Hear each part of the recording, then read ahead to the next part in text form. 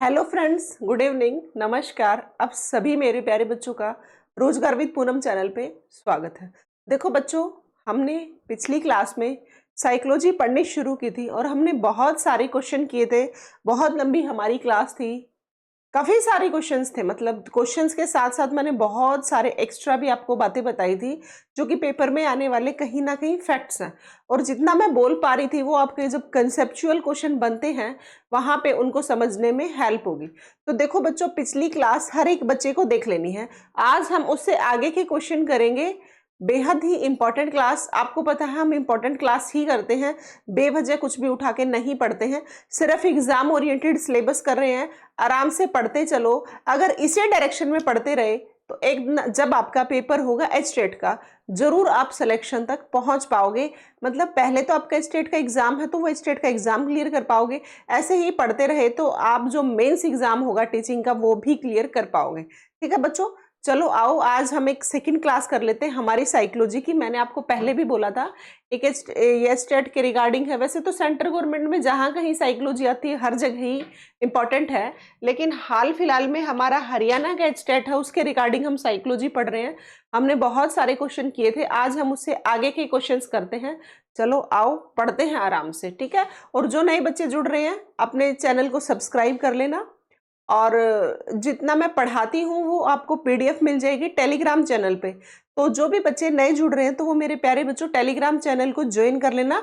रोजगार विद पूनम से ही अपना टेलीग्राम चैनल, और जितना मैं पढ़ाऊंगी वो सारी पीडीएफ आपको वहां पे मिल जाएगी, ठीक है। चलो आओ, देखो पढ़ो क्वेश्चन। कल जितने किए था मुझसे आगे के क्वेश्चन करा रही हूँ, और जितना मैं एक्स्ट्रा बताती हूँ उनको ध्यान पूर्वक सुनते रहना, क्योंकि वो सारी की सारी बातें एग्जाम्स में आने वाली करते हैं हम, ठीक है ना। चलो आओ। निम्न अंकित में से कौन सी विशेषता आंतरिक रूप से अभिप्रेत बच्चों के लिए सही नहीं है।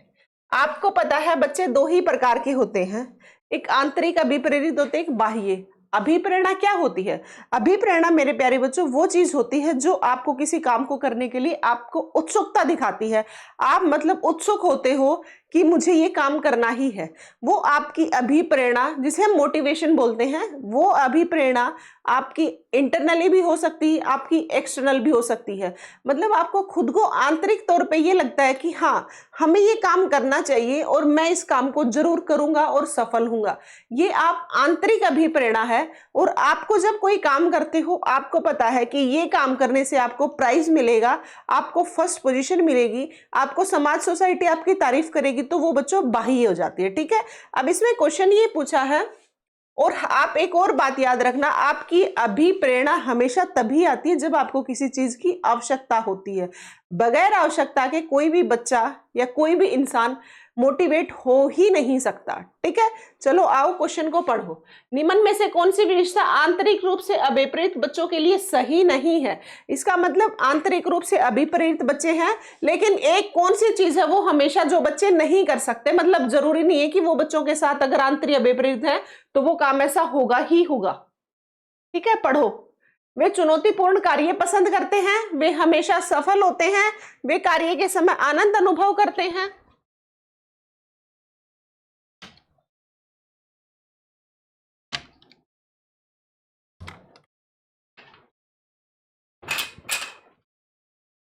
या फिर वे कठिनाई कार्य में उच्च स्तर की ऊर्जा प्रदर्शित करते हैं।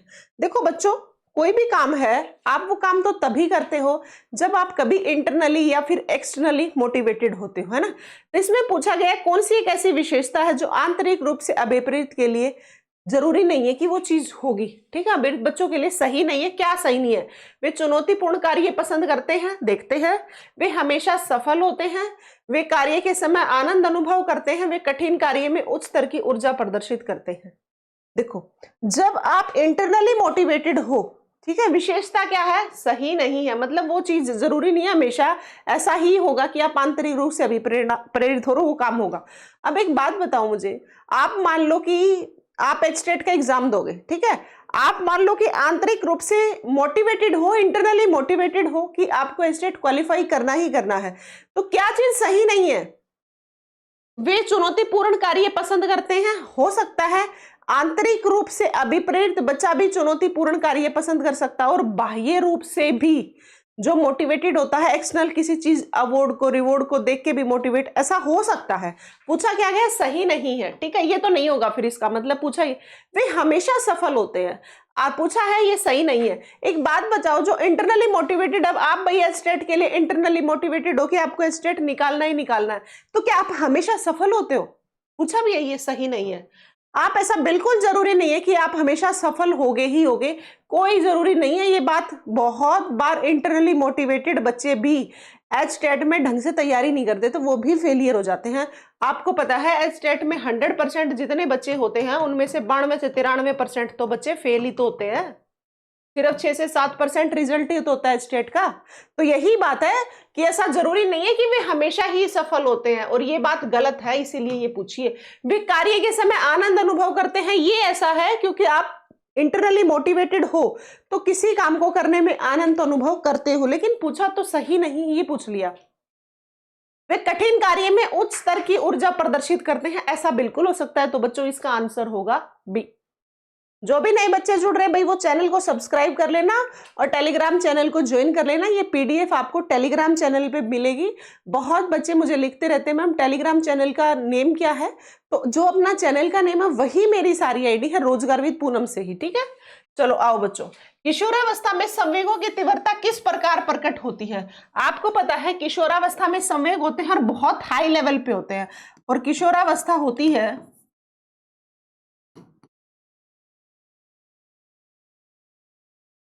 12 से 18 वर्ष, इसका टाइम पीरियड होता है, जिन्हें हम टीनेजर्स भी बोलते हैं, 13 to 19 भी कई बार बोल देते हैं।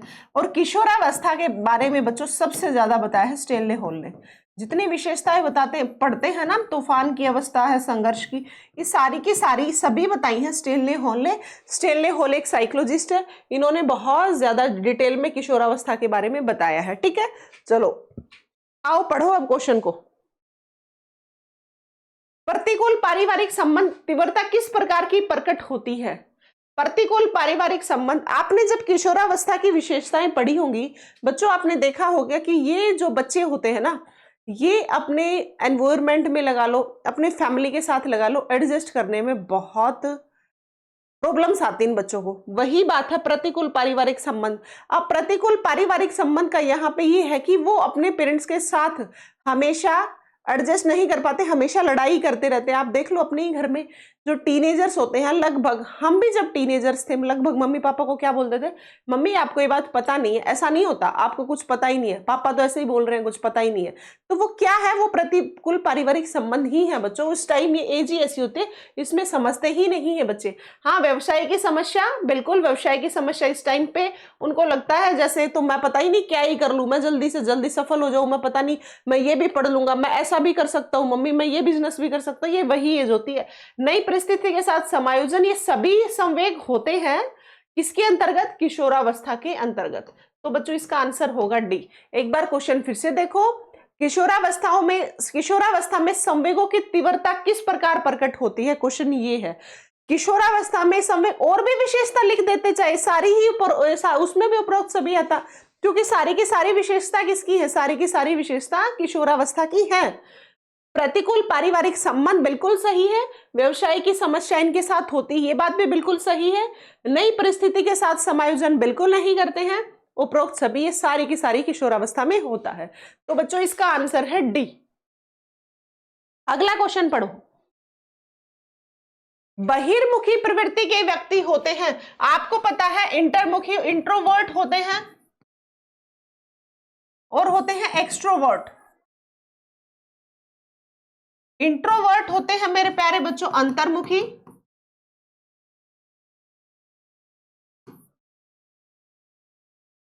यहां आएगा ये, ठीक है, और एक्सट्रोवर्ट होते हैं बाह्यमुखी। अब अंतर्मुखी कौन से होते हैं और बाह्यमुखी कौन से होते हैं? आपने देखा होगा, हम बहुत लोग देखते हैं कि सोसाइटी में बहुत ज्यादा लोगों के साथ एडजस्ट करना सीखते हैं। एडजस्ट करने का मतलब, एडजस्ट तो सभी कर लेते हैं, अंतर्मुखी भी करते हैं, बाह्यमुखी भी। बस अंतर ये होता है जो बाह्यमुखी होते हैं वो बहुत ज्यादा हंसमुख से बोलचाल, आपने देखा होगा आप अपनी सोसाइटी में कई लोगों को हमेशा सबके साथ मिलनसार से हमेशा बोलते हुए देखते हो, तो वो बच्चों बाह्यमुखी होते हैं। जैसे कि आपके पेपर में आ सकता है नेता लोग क्या है, नेता लोग सबके साथ बोलना पड़ता है, उन्हें समाज सोसाइटी में जाना पड़ता है, तो वो बच्चों बाह्यमुखी है। क्या है? बाह्यमुखी। अब आपने देखा होगा बहुत सारे लोग घर ही घर में पढ़ते रहते हैं, जैसे डॉक्टर्स हो गए, कम थोड़ा सा एक आधे को एक्सेप्शनल को छोड़ के, अदरवाइज अपने आप में ही रहते हैं, अंतर्मुखी हो गए। साइंटिस्ट हो गए यहाँ पे, वैसे साइंटिस्ट सारे नहीं होते लेकिन लगभग यही होते हैं, ज्यादा पढ़ाकू टाइप के लोग हैं।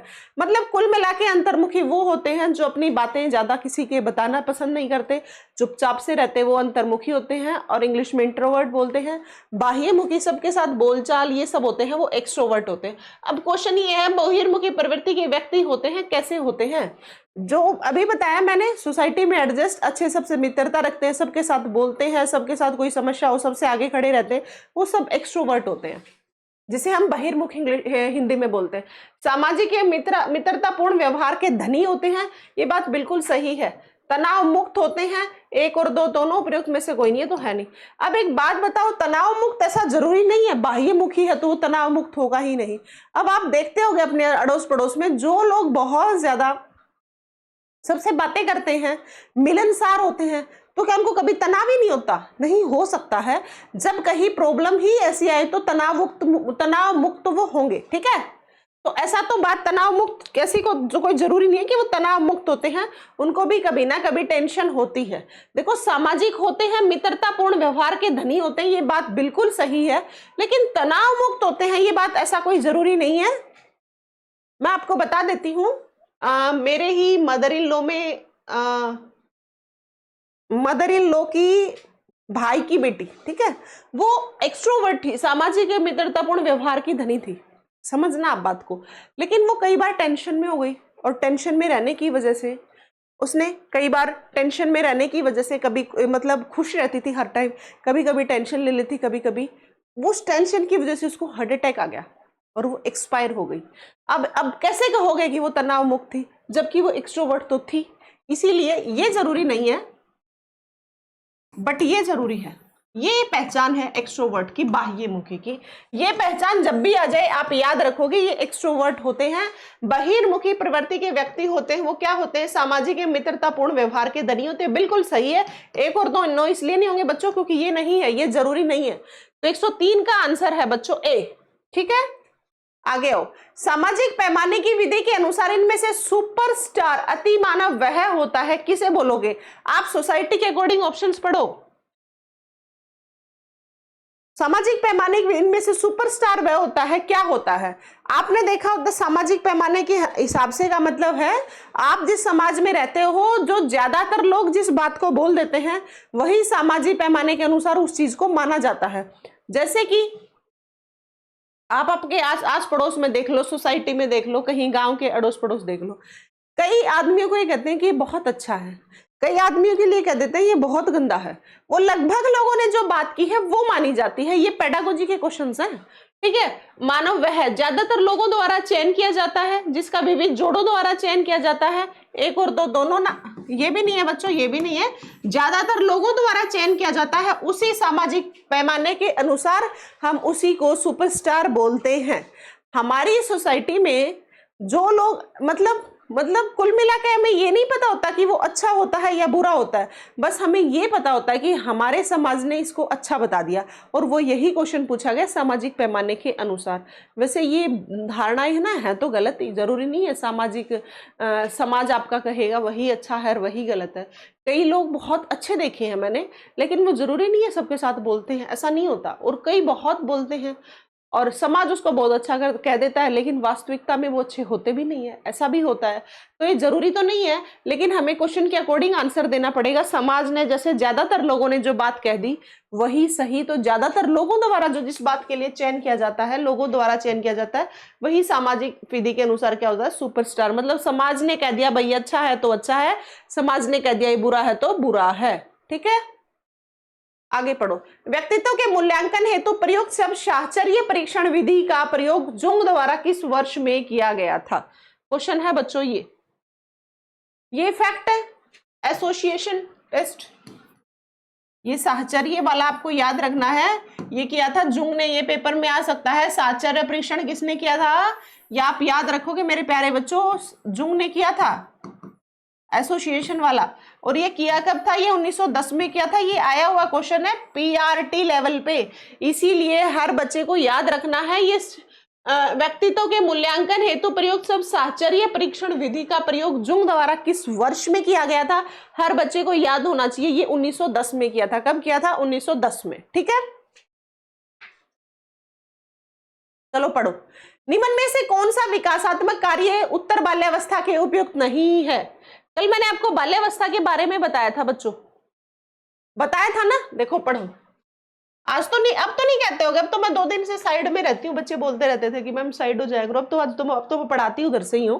देखो, निम्न में से कौन सा विकासात्मक कार्य उत्तर बाल्यावस्था के लिए उपयुक्त नहीं है? कल बच्चों को अवस्थाएं समझ नहीं आई थी, एक बार फिर से लिख रही हूँ। देखो मेरे प्यारे बच्चों, शैशवावस्था होती है सबसे पहले।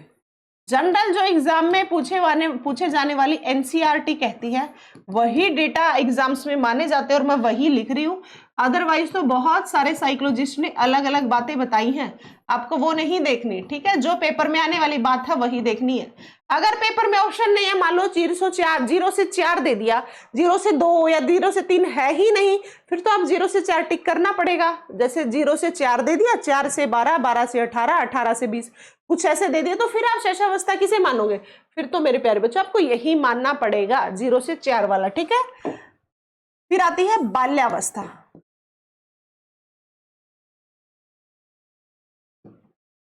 बाल्यावस्था में 2 स्टेजेस होती हैं।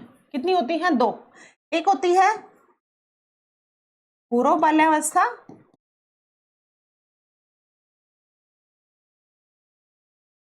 एक होती है उत्तर बाल्यावस्था।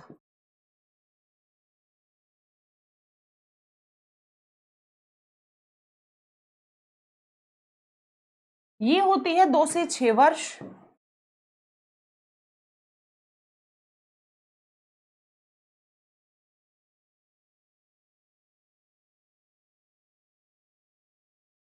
और ये होती है बच्चों 6 से 12 वर्ष। ठीक है, 2 से 6 वर्ष और 6 से 12 वर्ष, ये पहचान आपको याद रखनी है। फिर आती है किशोरावस्था।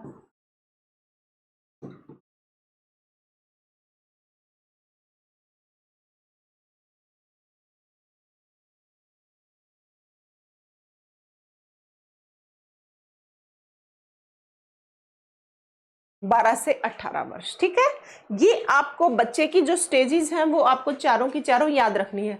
आप पढ़ेंगे क्वेश्चन, एक बार फिर से ये देख लो। शैशवावस्था होती है 0 से 2 वर्ष, बाल्यावस्था होती है, अगर खाली पूछ ली जाए तो फिर आप टिक करोगे 2 से 12 वर्ष, लेकिन इसको हमने अलग अलग विभाजित कर दिया। हमने बताया एक पूर्व बाल्यावस्था, एक हमने बता दिया बच्चों उत्तर बाल्यावस्था।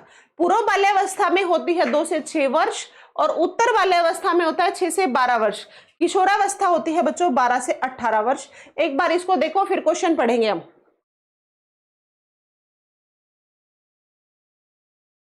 कौन से विकासात्मक कार्य उत्तर बाल्यावस्था के लिए उपयुक्त नहीं है? उत्तर बाल्यावस्था, इसका मतलब हम किसकी बात कर रहे हैं? हम कर रहे हैं 6 से 12 वर्ष के बच्चों की। ठीक है, आप पढ़ो क्वेश्चन, इसको देख लेना बाद में, और ये पीडीएफ मिलेगी वहां पे भी देख लेना। देखो, कौन सा विकासात्मक कार्य उत्तर बाल्यावस्था के लिए उपयुक्त नहीं है? इसका मतलब कैसी चीज है जो उत्तर बाल्यावस्था में उपयुक्त नहीं है? सामान्य खेलों के लिए आवश्यक शारीरिक कुशलताएं सीखना। देखते हैं, अगला ऑप्शन पढ़ो। पुरुषोचित या स्त्रीयोचित सामाजिक भूमिकाओं को प्राप्त करना, व्यक्ति का आत्मनिर्भर प्राप्त करना, हम अपने उम्र बालकों के साथ रहना सीखना। देखो बच्चों, आपको सभी को पता है हम उम्र के बालकों के साथ सीखते हैं उत्तर बाल्यावस्था में ही। आपने देखा होगा 6 से 12 साल के बच्चे, आप कहोगे कि वो कहते हैं कि मम्मा मैं तो ना अपने फ्रेंड के साथ ही खेलूंगा, मैं इनको लड़कियों के साथ नहीं खेलूंगा। और लड़कियां बोलती हैं क्या? हम लड़कों के साथ नहीं खेलेंगे, वो पीयर ग्रुप में, साथ ग्रुप में ही खेलना पसंद करते हैं उत्तर बाल्यावस्था में। तो ये तो बिल्कुल सही बात है। ठीक है, लेकिन पूछा क्या गया है? उपयुक्त नहीं है। पूछा ये क्वेश्चन गया है, उपयुक्त नहीं है। अब हम बात करते हैं, उम्र के बालकों के साथ रहना सीखते हैं, व्यक्तिगत आत्मनिर्भर प्राप्त करना, ये तो चाहते हैं बच्चे। ठीक है, देखते हैं फिर। पुरुषोचित या स्त्रीयोचित सामाजिक भूमिकाओं को प्राप्त करना, देखते हैं। अगला देखते हैं, सामान्य खेलों के लिए आवश्यक शारीरिक कुशलताएं, वो सामान्य खेल तो करते हैं और उनसे शारीरिक कुशलताएं वो सीखते भी है, शारीरिक ग्रोथ होती है, और वो बहुत कुछ सीखते हैं। लेकिन ये वाली जो अवस्था है ना, पुरुषोचित या स्त्रोचित सामाजिक भूमिकाओं को प्राप्त करना, ये इस एज में नहीं करता मेरे प्यारे बच्चों, ये बच्चा करता है किशोरावस्था का सामाजिक भूमिकाओं को प्राप्त करना। इस टाइम पे बच्चों को कोई सोसाइटी सामाजिक भूमिका क्या हमारी है इनसे कोई मतलब नहीं होता। ये तो इस एज में आने के बाद मतलब होता है कि हम इन सामाजिक भूमिकाओं में हम भाग ले, हम ऐसा ऐसा करें, ये सब यहाँ पे सोचता है। उत्तर बाल्यावस्था का बच्चा कभी ये चीजें नहीं सोचता। हाँ, उत्तर बाल्यावस्था का सामान्य खेल करता है, शारीरिक कुशलताएं हैं, बहुत कुछ सीखता है, ये सही बात थी। आत्मनिर्भर बनना चाहता है, उसको आत्मनिर्भर का मतलब नहीं पता, लेकिन आत्मनिर्भर वो इसी को ही मान लेता है कि उसने अपना होमवर्क पूरा कर लिया। वो कहेगा कि मैंने सारा काम मेरा पूरा कर लिया, मैं तो इंटेलिजेंट हूं। अपने आप दूसरे को दिखाने के लिए ये सब काम करता है, ऐसा तो करता है। उम्र के बालकों के साथ तो खेलना सीखता है, लेकिन ये काम उत्तर वाले अवस्था का बच्चा नहीं करता, ये काम करता है किशोर अवस्था का। उम्मीद करूंगी क्वेश्चन आपको समझ आ गया होगा। देख लो,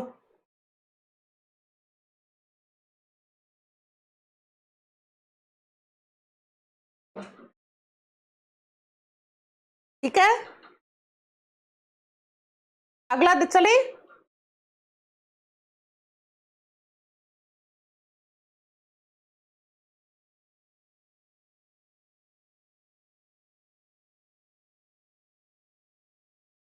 चलो अगला क्वेश्चन देखो। तो ये क्या करोगे, किशोर अवस्था में बच्चा नहीं करता, ये कब करता है फिर, किशोरावस्था, ये उत्तर बाल्यावस्था का नहीं करता है, किशोरावस्था का करता है। चलो आगे आओ। अधिगम में प्रयत्न एवं बोल के सिद्धांत का प्रतिपादन किसने किया था, मैंने कल भी बताया था। इसे बच्चों हम ट्रायल एंड एरर मेथड भी बोलते हैं, ट्रायल एंड एरर मेथड, जिसे हम हिंदी में बोलते हैं प्रयास एवं त्रुटि का सिद्धांत। हम इसे ये भी बोलते हैं प्रयास एवं त्रुटि का सिद्धांत, ठीक है, ट्रायल एंड एरर मेथड। अब इसे आप देखो, प्रयास एवं त्रुटि के सिद्धांत है, ये प्रतिपादन किसने किया था, आपको मैंने कल भी बताया था, ये किया था थॉर्नडाइक ने। और आपको बच्चों मैंने ये भी बताया था, थॉर्नडाइक ने प्रयोग किया था अपना बिल्ली पर प्रयोग किया था उसने। कैसे, एक पिंजरे में बंद कर दी थी, उसमें एक लीवर था, सामने मांस का टुकड़ा, भूखी बिल्ली थी, सामने मांस का टुकड़ा डाल दिया। बिल्ली को चाहिए था चाहे खाना, भी कई बार बोल देते हैं, कई बुक्स में खाना भी लिखा है, खाना रख दिया। तो बिल्ली क्या कर रही थी, बिल्ली बार बार एफर्ट्स कर रही थी पैर मार के कि मैं खाने को कैसे लेके आऊं, लेकिन बिल्ली को पता नहीं था। तो बिल्ली बार बार जब कर रही थी ना, पैर मार रही थी, तो उसका पैर लीवर पे लग गया और वो पिंजरा खुल गया और बिल्ली ने खाना खा लिया। ऐसे कुछ दिनों तक ऐसा ही किया गया बिल्ली के साथ। बिल्ली के कुछ दिनों बाद उसकी प्रैक्टिस हो गई, अभ्यास हो गया कि हाँ, ऐसे करने से खुलेगा पिंजरा और मुझे बाहर जाके खाना खाना। इस बात से क्या बताना चाह रहे थे थॉर्नडाइक, इस बात से मेरे प्यारे बच्चों ये बता रहे थे थॉर्नडाइक कि आप किसी काम को करते हो, वो काम आपको नहीं आता, बार बार अभ्यास करते चलो, आप उस काम को सीख जाओगे। मेनली मैथ्स पे अप्लाई होता है, मेनली साइंस की बातों पे अप्लाई होता है, मेनली छोटे बच्चों के लिए ये उनका एक्सपेरिमेंट था। फिर आपको याद रखने हैं, थॉर्नडाइक के 3 मुख्य नियम थे, 5 गौण नियम थे। आपके पेपर में बहुत बार मुख्य नियम पूछे जाते हैं, कल भी बताया था, आज एक बार फिर से सुन लो। अभ्यास का नियम, लॉ ऑफ एक्सरसाइज। दूसरा बताया लॉ प्रभाव का नियम, लॉ ऑफ इफेक्ट। तीसरा बताया तत्परता का नियम, जिसे हम बोलते हैं बच्चों लॉ ऑफ रेडीनेस, ठीक है। ये 3 मुख्य नियम और 5 इसके क्या थे, गौण नियम थे थॉर्नडाइक के, ठीक है। चलो आओ, हो गया ना ये याद, ये आंसर है बच्चों डी। अगला क्वेश्चन देखो,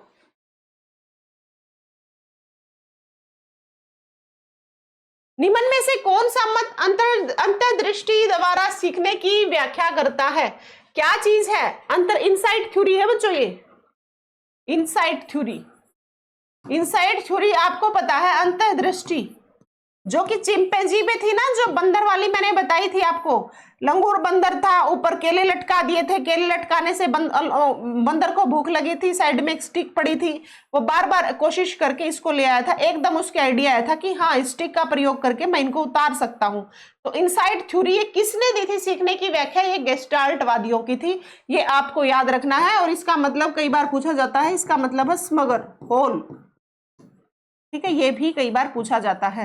और इसमें 3 हमारे साइकोलॉजिस्ट रहे हैं, वो देख लो कौन कौन से हैं। इनसाइट थ्योरी किसने दी, पेपर में आता है बहुत बार, आप याद रखोगे बच्चों, गेस्टाल्टवादियों की थी। किसकी थी? गेस्टाल्टवादियों की थी।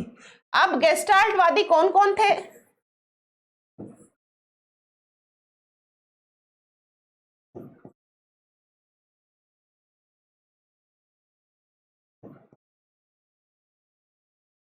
वर्दीमियर था बच्चों, कोहलर था और कोफका था। ये तीनों बात आपको याद रखनी है, रखोगे याद?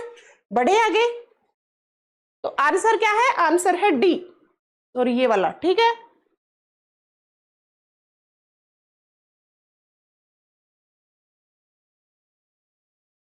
चलो आओ, शैक्षिक विकास में मूल्यांकन का अर्थ क्या है? आप किसी का एजुकेशन डेवलपमेंट में मूल्यांकन, आप किसी बच्चे का एजुकेशन अच्छी ली है, अच्छी का मतलब है उसका विकास कैसा हुआ एजुकेशन में, तो इसमें आप मूल्यांकन जो करते हो उसका अर्थ क्या है, क्या कहना चाह रहा है ये मूल्यांकन? आपको पता है मूल्यांकन का मतलब ये होता है, मूल्यांकन किसी भी चीज का हो सकता है, शारीरिक मूल्यांकन हो सकता है, मानसिक हो सकता है, बौद्धिक हो सकता है, कुछ भी हो सकता है, ठीक है। बौद्धिक में आप क्या देखते हो, मूल्यांकन करके कि इसका बुद्धि का लेवल सही है या नहीं। शारीरिक में बच्चे को खिला के आप इसका शारीरिक मूल्यांकन कैसे करते हो, उसको खिलाते हो, तब आप सोचते हो ये फिजिकली फिट है या अनफिट है। इस चीज से आप मानसिक मूल्यांकन कर सकते हो, बच्चे का इंटरव्यू लेके, बच्चे का टेस्ट लेके, क्वेश्चनियर देके, कुछ भी, उससे आप क्या मूल्यांकन कर पाते हो कि क्या बच्चे का मानसिक लेवल सही है। ये सभी कुल मिला के मूल्यांकन के आप बच्चे को जांचने के तरीके हैं, ठीक है। अब देखो शैक्षिक विकास में मूल्यांकन का अर्थ क्या है, क्या अर्थ है? शैक्षिक की बात हो रही है, एजुकेशन की, इस बात का, ये मूल्यांकन कई टाइप के हैं, तो एजुकेशन की बात हो रही है, तो उसी से रिलेट करके आंसर देना होता है। अभी मैंने बोला है ना, शारीरिक मूल्यांकन होता है, मानसिक होता है, बौद्धिक होता है, संवेगिक होता है, सामाजिक होता है, सारे टाइप के मूल्यांकन किए जाते हैं, लेकिन यहाँ पे बच्चों शैक्षिक पूछा गया। अब देखो, और जो बच्चे एचटेट की तैयारी को छोड़ के ढीले पड़े हुए हैं, वो बच्चे जब एग्जाम आए ना, तब मुझे मत कहना कि मैम पेपर आ गए और हमारी तैयारी नहीं है, अब क्या पढ़े। अब देख लो, अब बहुत बच्चे ढीले पड़ रहे हैं, बहुत ज्यादा, और मैं लगातार आप लोगों की क्लास ले रही हूँ। अगर मैं भी ढीली पड़ जाती, मान लो मैं भी ढीली पड़ सकती हूँ ना, बट मैं तो वैसे ही मेहनत कर रही हूँ। और आप देखो कमाल की बात, आपको तो नौकरी लगना है, क्यों? मैं देखती हूँ बच्चों को, मैं क्लास लेती हूँ, उसके बाद कमेंट्स भी देखती हूँ बच्चों के, मैं व्यूज से भी पता लग जाता है कि बच्चे कितना इंटरेस्ट ले रहे हैं, कितना नहीं। जबकि जो बच्चे पढ़ नहीं रहे वो लगातार नुकसान कर रहे हैं। देख लेना, आपको पता है एचटेट का अब की बार पेपर आना है ना, वो अब की बार का एचटेट इतना इंपॉर्टेंट है बच्चों के लिए कि बस पूछो मत। कारण ये है, एचटेट का पेपर होते ही सरकार एक बार जरूर भर्ती दिखाएगी, चाहे कम दिखाए ज्यादा दिखाए, सरकार वैकेंसीज इसलिए भी बहुत बच्चों के। सबसे पहले तो क्वेश्चन ये है, एचकेआरएन के तहत होंगी क्या? कुछ एचकेआरएन के तहत हो सकती हैं, लेकिन आप मान लो एचकेआरएन के तहत होंगी तो भी तो आपको एचटेट की तैयारी करनी पड़ेगी, या बगैर एचटेट के एचकेआरएन में लग जाओगे, उसको साइड करो एचकेआरएन को। रेगुलर वैकेंसीज मैंने आपको बहुत दिन पहले एक न्यूज़पेपर की कटिंग भी बताई थी बच्चों, मैंने आपको उसमें ये बताया कि देखो कितनी वैकेंसीज हैं, लगातार कंटिन्यू टीचर्स रिटायर्ड होते जा रहे हैं, और उनकी जगह पे जो सीट वैकेंट होगी वो फिल भी तो करनी है। वो फिल करेगा कौन? वो आप लोग ही करोगे, ठीक है। आप, वो डिपेंड करेगा आप पे, आप उसको फिर एक सीट को ले पाते हो नहीं, आप कितनी मेहनत कर रहे हो और किस डायरेक्शन में पढ़ रहे हो, क्या आप एग्जाम ओरिएंटेड। आप, मैं एक और बात बता देती हूँ, बहुत बच्चे सिलेबस जब करते हैं ना, बहुत बच्चे क्या करते हैं, कुछ सिलेबस कर लेते हैं, उनको यही नहीं पता होता कि कौन सा सिलेबस पढ़ के सिलेक्शन लेना है, कौन सा नहीं। वो पढ़ हजारों बुक्स लेते हैं, लेकिन उनको ये नहीं पता होता कि क्या पढ़ने से कौन सी टाइप की चीजें पेपर में आ सकती है। इसीलिए मैं आप लोगों को लगातार बताती रहती हूँ, इन बातों को सुनते रहा करो। सिर्फ एग्जाम ओरिएंटेड क्या चीज आपको पढ़नी है, क्या आप पढ़ के सिलेक्शन ले सकते हो, वो सारी बार मैं हमेशा ही बातें बताती रहती हूँ, पर बच्चों के भेजे में घुसती नहीं है। और अब एचटेट का पेपर आएगा, बेहद इंपॉर्टेंट इसलिए है, जितनी वैकेंसीज खाली दिखाई जा रही है, इन वैकेंसीज को फिल भी करना है सरकार को। और उस टाइम कहेंगे मैम अब क्या करें, अब क्या करें। और फिर मैं ये कहूंगी मेरे प्यारे बच्चों, मुझे इस बात का जवाब दो, जब सारे बच्चे ढीले पड़े हुए थे, जब ये लग रहा था कि बच्चों को पता ही नहीं क्या होगा पेपर का, उस टाइम क्यों नहीं पढ़ रहे थे भाई? और मैंने तो बता रखा आपका, आपकी 30 अप्रैल से पहले पहले, ये बात याद रखना, 30 अप्रैल से पहले पहले एचटेट का पेपर हो जाएगा।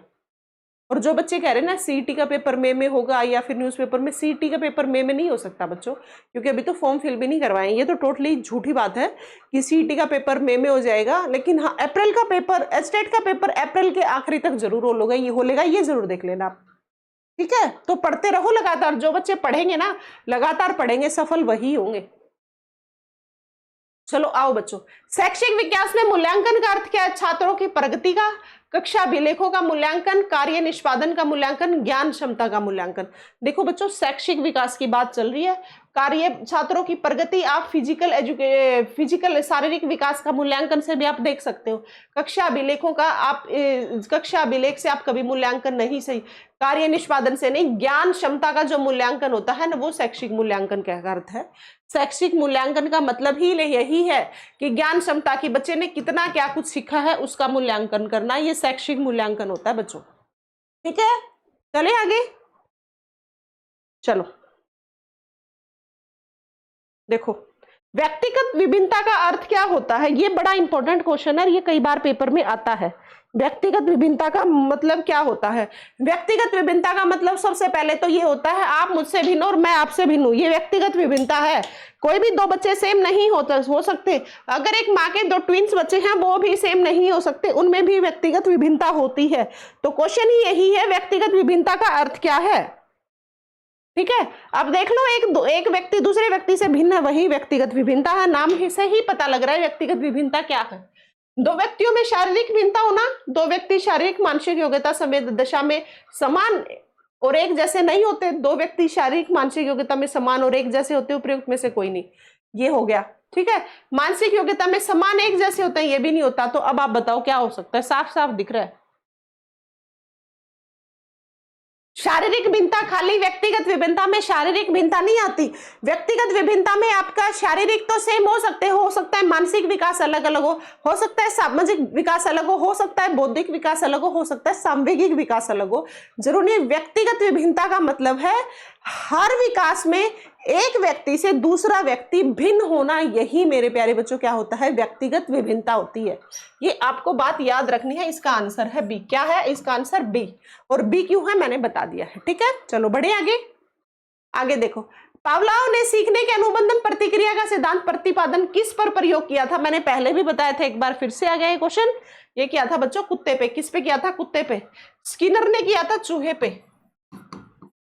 खरगोश पे भी आ जाता है कई बार, इसमें कबूतर पे भी बोल देते हैं। बंदर पे किया था गेस्टाल्टवादियों ने, जो कि चिंपैंजी, बंदर तो नहीं था वो था लंगूर। गेस्टाल्टवादी थे ये। लंगूर था जिसका नाम था चिंपैंजी, लंगूर बंदर था बच्चों। नाम भी कई बार पूछते हैं, इसका नाम था बच्चों चिंपैंजी।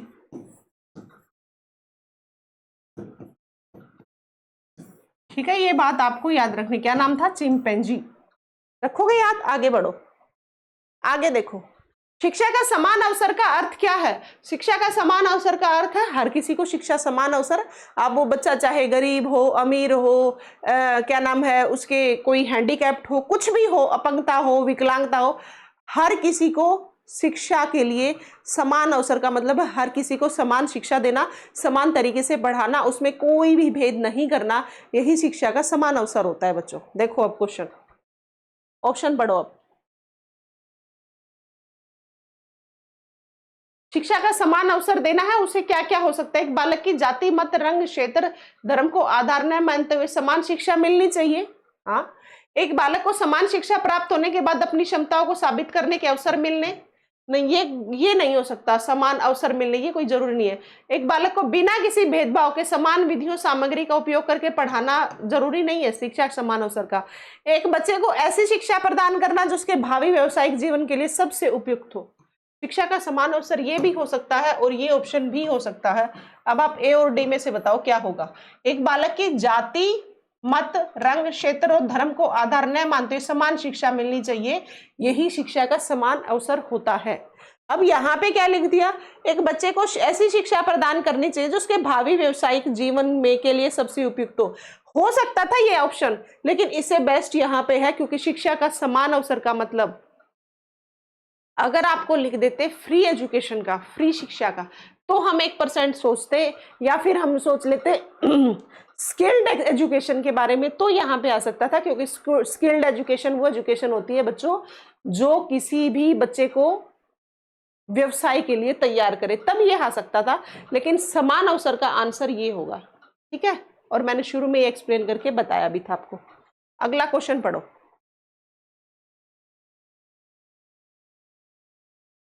देखो, हार्वर्ड गार्डनर की बुद्धि का सिद्धांत डैश पर बल देता है। आपको याद रखना है, हार्वर्ड गार्डनर ने बहुबुद्धि का सिद्धांत दिया था, जो हम बुद्धि टॉपिक में पढ़ते हैं। क्या दिया था बच्चों? बहुबुद्धि का सिद्धांत दिया था। किसने? हार्वर्ड गार्डनर ने। पहली बात तो आप ये याद रखोगे, हार्वर्ड गार्डनर ने क्या दिया था बच्चों? बहुबुद्धि का सिद्धांत दिया था। पहली बात तो ये आती है, ठीक है। दूसरी बात आती है, हार्वर्ड गार्डनर ने ये बताया था हमारे माइंड में एक प्रकार की बुद्धि नहीं है, दो प्रकार की बुद्धि नहीं है, तीन प्रकार की बुद्धि नहीं है, हमारे दिमाग में कंडीशंस के हिसाब से बहुत प्रकार की बुद्धि है। ये किसने कहा था? ये हार्वर्ड गार्डनर ने कहा था। हम जब कभी रास्ते में चलते हैं तो हमारी स्थानिक बुद्धि काम करती है। जब हम किसी चीज में फंस जाते हैं तो हमारी तार्किक बुद्धि काम करती है। जब हम कोई गाना गाते हैं तो हमारी संगीत बुद्धि काम करती है। जब हम कोई भी अंकों को गिनते हैं तो हमारी आंकिक बुद्धि काम करती है। कुल मिला के हार्वर्ड गार्डनर का ये मानना था कि हमारा दिमाग, हमारी बुद्धि विभिन्न तरीके से काम करती है, ठीक है। यही बात है। ये क्वेश्चन है शिक्षार्थियों में अनुबंधित कौशल, सामान्य बुद्धि, आवश्यकता, समान योग्यता। साफ साफ दिख रहा है प्रत्येक व्यक्ति की विलक्षण योग्यताएं। हर एक व्यक्ति के अंतर्गत बहुत सारी योग्यताएं, कहने का मतलब बहुत सारे टाइप की बुद्धि है, जिससे अलग अलग अलग प्रकार की इंसान के अंदर योग्यताएं बनती हैं।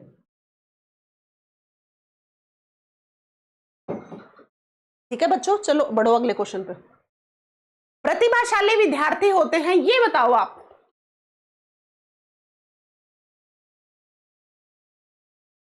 देखो, एक होते हैं अभिसारी, ये पेपर में बहुत बार आता है, अभिसारी चिंतन जो बच्चे करते हैं। एक होते हैं अपसारी चिंतन।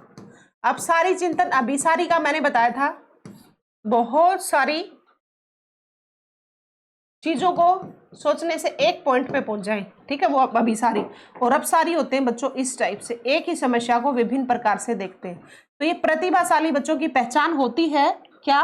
वो एक ही समस्या को विभिन्न तरीके से देखते हैं कि इसका हल ये निकल सकता है, इसका हल ये निकल सकता है। तो बच्चों, प्रतिभाशाली विद्यार्थी होते हैं अपसारी चिंतन इनमें होता है। क्या होता है? अपसारी, जिसे कि आप इंग्लिश में बोलते हो डाइवर्जेंट थिंकिंग। मतलब वो अपनी थिंकिंग को डाइवर्ट करके बहुत सारी डायरेक्शन में सोचते हैं, वही होती है मेरे प्यारे बच्चों डाइवर्जेंट थिंकिंग। क्या होती है? Divergent thinking. आगे आओ। विद्यालयों को किसके लिए व्यक्तिगत विभिन्नताओं को पूरा करना चाहिए? विद्यालयों को किसके लिए बताओ, किसके लिए करेंगे? साफ से दिख रही है, विद्यार्थियों के लिए करेंगे। व्यक्तिगत विभिन्नता को पूरा करना चाहिए। ऑप्शन पढ़ो, जवाब दो।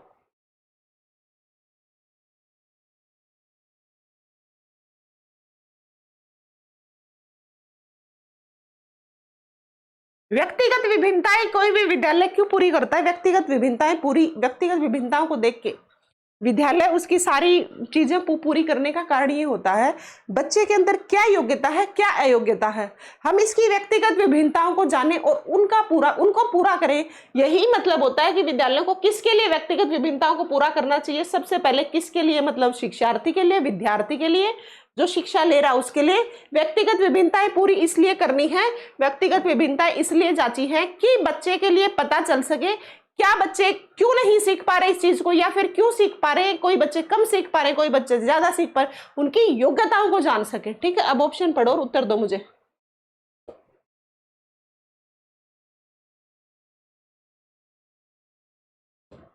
देख लो, अब व्यक्तिगत विद्यार्थी को विशिष्ट होने की अनुभूति कराने के लिए, विशिष्ट होने की अनुभूति हमें किसी बच्चे को नहीं करानी, हमें उनकी सिर्फ ये चीजें देखनी है। बच्चे योग्य है तो बहुत अच्छी बात है, अयोग्य है, चीजों को सीख नहीं पा रहा तो क्या कारण है, उनको जान के उसकी अयोग्यता की कमी को पूरा करना। ठीक है, व्यक्तिगत विद्यार्थियों के मध्य खाई को कम करने के लिए नहीं, मध्य खाई आपको दिखानी नहीं है, बच्चे हीन भावना से ग्रसित हो जाएंगे।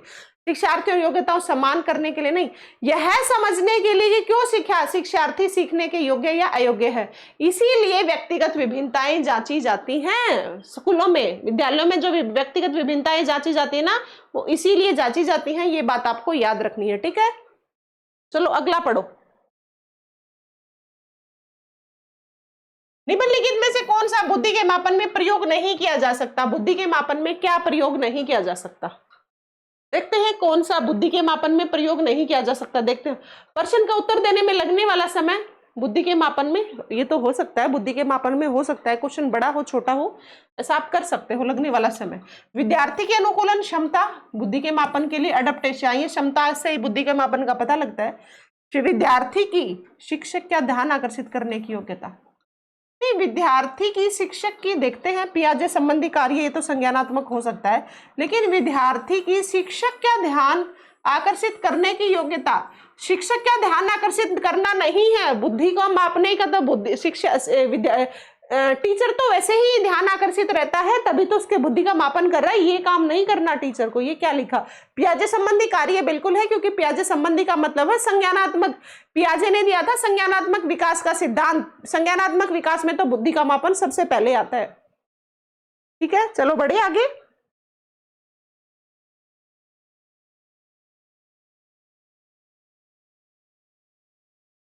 ये क्या हो गया, चलो देखते हैं बच्चों अगले क्वेश्चन पे। देखो शैशवावस्था की अवस्था होती है, मैंने आपको बताया था शैशवावस्था काल की अवस्था होती है बच्चों जन्म से 2 वर्ष तक। कब होती है, जन्म से 2 वर्ष तक। एक बार रुकना बच्चों, देखो क्या होती है, ये होती है जन्म से 2 वर्ष, नहीं जन्म से 1 वर्ष नहीं बच्चों, जन्म से 2 वर्ष तक ये होती है, ये नहीं, जन्म से 2 वर्ष तक होती है शैशवावस्था, ये आपको याद रखनी है, पेपर में आती है सीधी सीधी एज। अगला क्वेश्चन पढ़ो, कक्षा 119वां क्वेश्चन है, कक्षा अध्यापक ने राघव को अपनी कक्षा में अपने कीबोर्ड पर स्वयं द्वारा तैयार किया गया मधुर संगीत बजाते हुए देखा। कक्षा अध्यापक ने विचार किया कि राघव में कौन सी स्तर की बुद्धि है। साफ साफ पता लग रहा है, ये जो मैं बता रही थी ना अलग अलग प्रकार की बुद्धि, तभी तो मैं कहती हूँ जितना मैं बोलती हूँ उस पर ध्यान दिया करो। जैसे मैं भी बता रही थी, हार्वर्ड गार्डनर ने बहुत प्रकार की बुद्धि बताई है। जो इंसान गा रहा है अच्छा गाता है, इसका मतलब उसमें संगीतज्ञ बुद्धि है, यही बात यहाँ पे लिख दी है क्वेश्चन में। देखो कक्षा अध्यापक ने राघव को अपनी कक्षा में अपने कीबोर्ड पर स्वयं द्वारा, ये क्या हो गया, अपने स्वयं द्वारा किया गया मधुर संगीत बजाते हुए देखा था। ठीक है, सही बात है। कक्षा अध्यापक ने विचार किया कि राघव में बुद्धि उच्च स्तर की है, वो कौन सी है, वो संगीत में संगीतज्ञ ही बुद्धि होगी, क्योंकि इसमें लिख दिया साफ साफ संगीत बजाते हुए देखा गया। संगीत बजाते हुए देखोगे तो कौन सी बुद्धि कर यूज कर रहा है, वो संगीतज्ञ बुद्धि कर रहा है। ठीक है, तो इसका उत्तर है बच्चों बी। अगला क्वेश्चन देखो, सृजनात्मक मौलिक परिणामों को अभिव्यक्त करने के लिए मानसिक प्रक्रिया है यह कथन, ये बहुत इंपॉर्टेंट क्वेश्चन है, ये क्वेश्चन याद रखना है हर एक बच्चे को। सृजनात्मकता मौलिक परिणामों को अभिव्यक्त करने की मानसिक प्रक्रिया है यह कथन है, करो एवं करो का। कई परिभाषाएं ऐसी है, देखो ढेरों सारी साइकोलॉजी में परिभाषाएं हैं, वो मैं बच्चों ढेरों सारी नहीं करवाती, उनमें से कुछ गिनी चुनी ही परिभाषाएं कराती हैं, उनमें से ये परिभाषा है। ठीक है, ये याद रखना, ये पेपर में आने वाली परिभाषाएं, जो पेपर में पहले पूछी हुई मैं सिर्फ वही परिभाषाएं कराती हूँ, घुमा फिरा के HBSC पूछता भी वही है, घुमा फिरा के एक्स्ट्रा नहीं उठाते। वैसे एक बात बताऊं मैं आपको, जो प्रीवियस ईयर पेपर के क्वेश्चन करा रहे हैं ना, जो बच्चे कर रहे हैं उनको फायदा बहुत होगा। कारण है HBSC और चाहे HSSC हो, क्वेश्चंस को रिपीट बहुत करती है, इनके पास इतनी फुर्सत भी नहीं है कि ढंग से पेपर बनाए। ये पीछे वाले पेपर देखते हैं कि कौन कौन से क्वेश्चन, तो रैंडमली कहीं से भी उठा लेते हैं क्वेश्चन। कई बार आपने बच्चों से सुना नहीं है कि ये तो उस 2019 वाला यूं का यूं पेपर दे दिया, साइकोलॉजी का दे दिया, हरियाणा जीके का दे दिया, हिंदी का दे दिया, तो कुछ ऐसा ही है मेरे प्यारे बच्चों इनके साथ, यूं ही कुछ भी उठा के दे देते हैं। तो ये भी इस टाइप से ही इस डेफिनेशंस भी उठा के दे सकते हैं, और देते ही हैं हमेशा, इसीलिए वही परिभाषा कराते हैं जो पहले एग्जाम्स में आई हुई है।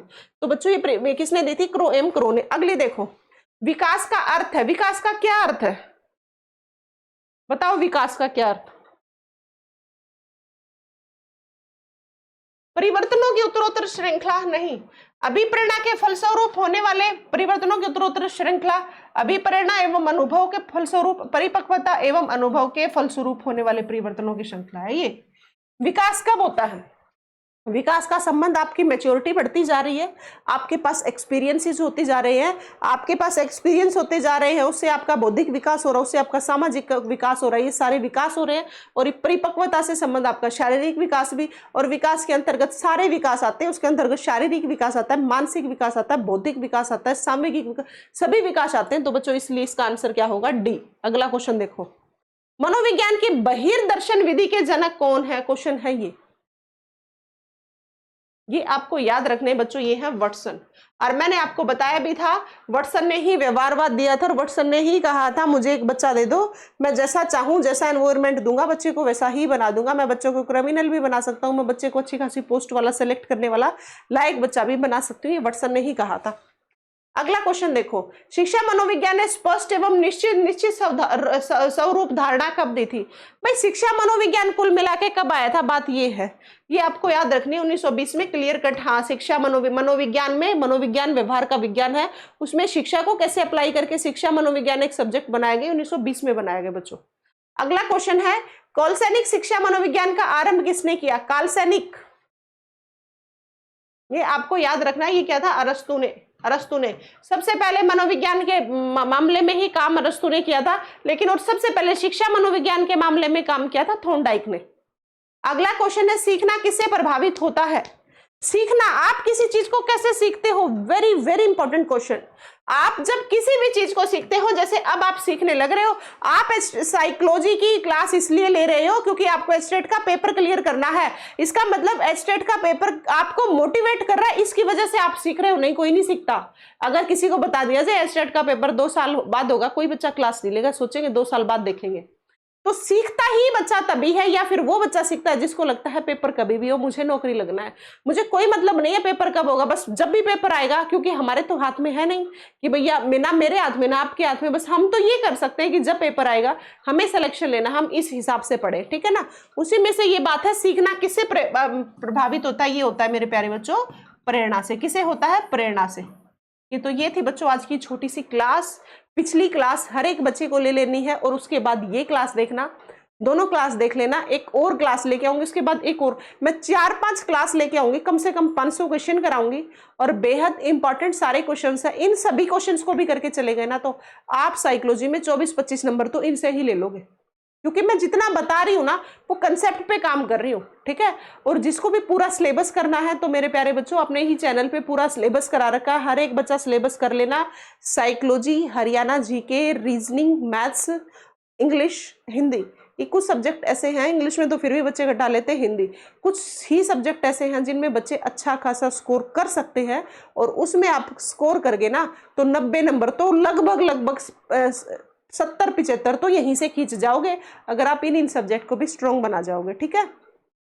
रीजनिंग को ऐसे तैयार कर लो, एक भी नंबर ना कटे। हरियाणा जी के मैंने बहुत सारी हरियाणा जी की क्लास ले रखी है, हरियाणा करंट की क्लास ले रखी है, प्लेलिस्ट में जाके देखना। और 1-2 महीने की हरियाणा करंट की क्लास रहती है, वो मैं कभी ना कभी कराऊंगी आपको हरियाणा करंट भी, ठीक है। साइकोलॉजी की क्लास लग रही है, कभी ना कभी बीच में एक हिंदी की भी बड़ी क्लास लेके आऊंगी। और मैंने आपको कहा था कि मैं आपकी हरियाणा जीके की मैराथन क्लास लेके आऊंगी, वो भी लेके आऊंगी, चिंता मत करो। पेपर थोड़ा सा पास में आने दो, तब ज्यादा बच्चे एनर्जी के साथ पढ़ेंगे, ठीक है। आप साइकोलॉजी को इतने पढ़ते रहो, 4-5 क्लास में आपकी साइकोलॉजी हो जाएगी। ये पूरी होते ही फिर मैं आपकी हरियाणा जीके की क्लास लेके आऊंगी, हरियाणा जीके पूरी होती ही फिर मैं आपकी हिंदी। कुल मिला के पेपर तक जो बच्चा लगातार पढ़ता रहेगा, मेरे साथ जुड़ा रहेगा, जरूर सफलता का रास्ता मैं उसको दिखाऊंगी। देखो मैं सिर्फ रास्ता दिखा सकती हूँ, सफल आपको ही होना है। पढ़ना आपको पड़ेगा, मैं पढ़ा सकती हूँ और आपको तरीके बता सकती हूँ। जो बच्चा इस तरीके से पढ़ता रहेगा जरूर सफल होगा। हर एक बच्चे को ये क्लास जरूर देख लेनी है। और पीछे वाली देखो, आप लगातार मैंने 3-3.5 घंटे पढ़ाया है, वो हर एक बच्चा देख लेना। इसलिए नहीं कि मैंने 3-3.5 घंटे पढ़ाया, इसलिए कि वो आपके पेपर में आने वाले क्वेश्चंस हैं। चलो थैंक यू बच्चों, लगातार पढ़ते रहो, जरूर सफल होगे। जो बच्चा लगातार पढ़ेगा सफल वही होगा, जो बच्चा बीच बीच में छोड़ के पढ़ेगा वो कभी सफल नहीं होगा, चाहे लिखवा के ले लेना, ठीक है। चलो लगातार पढ़ते रहो बच्चों, थैंक यू।